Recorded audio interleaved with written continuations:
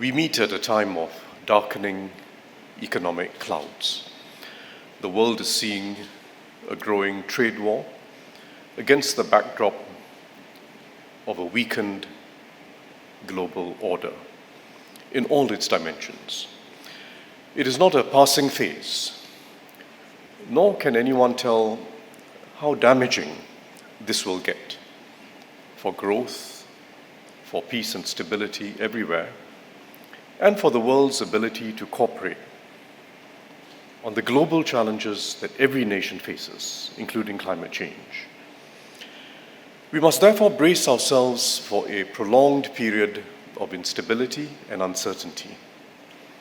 Most importantly, we must develop the capacity and networks that will give us economic and social resilience and help us to grow opportunities in these challenging times. President Goh Choon Keng has given us a very good speech, elaborating on the different dimensions of these capacities and networks we need to build economic and social resilience. And I will mention just three dimensions of these capacities. First, we must strengthen our international partnerships, both existing partnerships as well as new. Second, we must accelerate efforts to build up advanced skills and capabilities, both within individual enterprises and collectively in Singapore.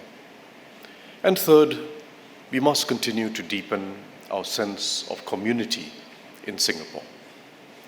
The SCCCI plays an important role in all three respects, and I will touch very briefly on each of them.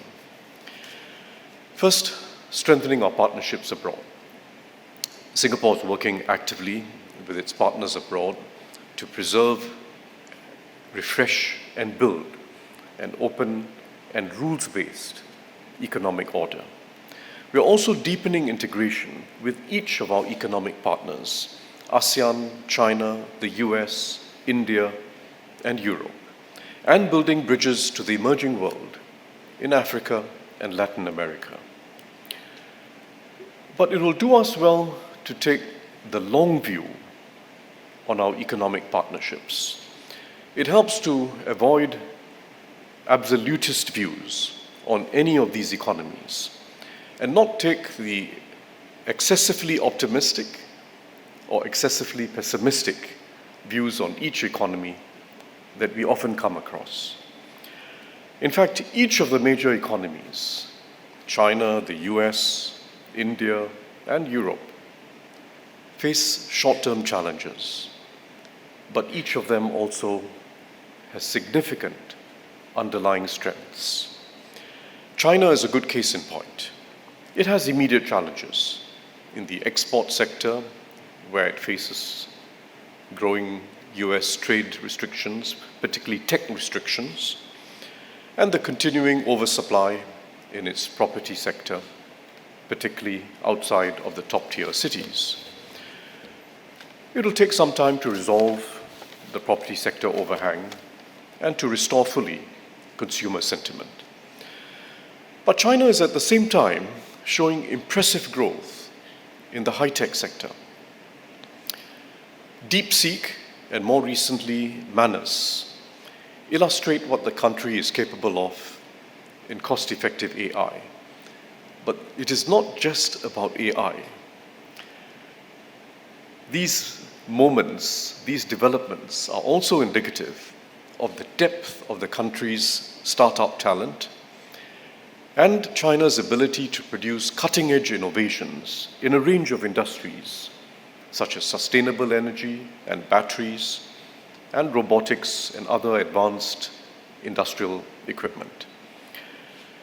SCCCI is doing well to take the long view. Through initiatives such as Global Connect at SCCCI, you have helped our businesses to build their international presence patiently. In China in particular, you have supported nearly 300 companies in forging partnerships and in navigating the challenges of entering a new market for many of them. We must also grow bridges with each of our other partners abroad. There is much to be achieved within ASEAN in particular, through bilateral initiatives such as the Johor-Singapore Special Economic Zone and possible further linkages within Batam, Bintan and Karimun or BBK. Second, we can also achieve a lot more by growing ASEAN's digital economy, which has huge potential.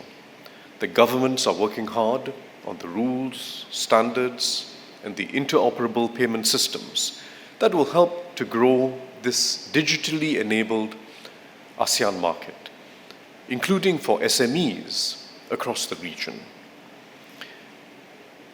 And very importantly for the long term, we must take bold steps to develop the ASEAN power grid.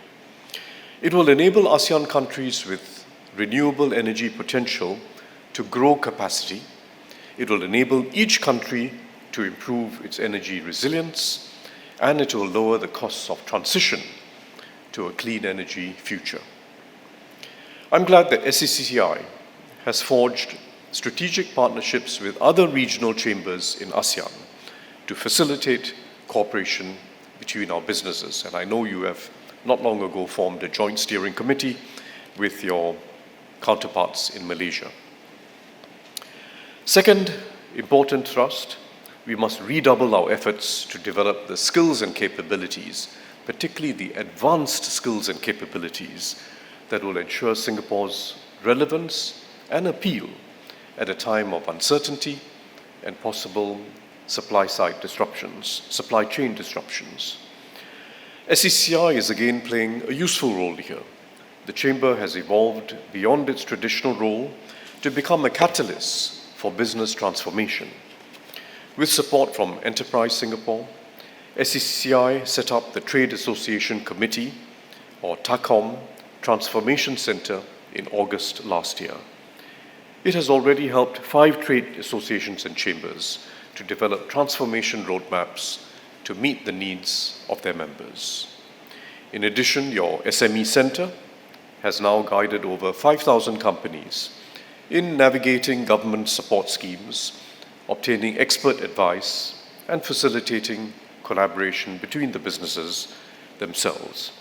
And I should also mention that your Institute of Business, the SCCIOB, has also been very busy in helping individuals acquire new skills, whether it has to do with digitization or international expansion, and sometimes also to help them to manage mid-career transitions. But there is much more work ahead of us. SCCI can grow its role in helping more of our companies upgrade and develop distinctive competitive advantages. That should include mobilizing companies to take full advantage of the Skills Future Enterprise Credit Scheme and the other government incentives for skill and capability development. Let me turn to the third and equally important thrust, which is to strengthen our resilience as a society.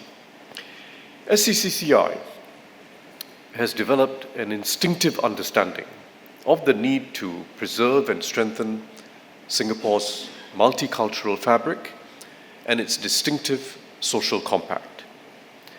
I know of your initiatives together with the Singapore Federation of Chinese Clan Associations, as well as our other ethnic chambers, not long ago, to raise a significant sum of money, in fact over $10 million, to develop and recognize a new generation of leaders in Singapore, young leaders. This was done as part of the Lee Kuan Yew Centennial Fund.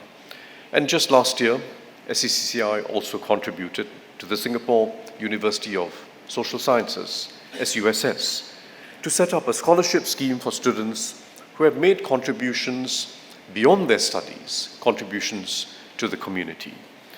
Here too, there is much ahead of us, but this will be a journey that ultimately defines why we call ourselves Singaporeans. Not just Singaporeans by birth, or because we take on Singapore citizenship, but because of what we each contribute to each other. and how we together make this a society where every individual can have a life of dignity, regardless of race, religion, or social background, and every individual feels respected by others. Finally, let me conclude by congratulating SCCCI President Koh Choon Keng and the newly elected council. You have my warmest congratulations and also my hopes that you'll continue on the path that you have set, continue to help companies to build networks abroad, take a long and patient view on each of our partners, help us to build advanced skills in Singapore, advanced skills and capabilities in Singapore, and finally, not least, to continue to contribute to our social compact. I look forward to your leadership in guiding SCCCI in all these important dimensions. Thank you very much.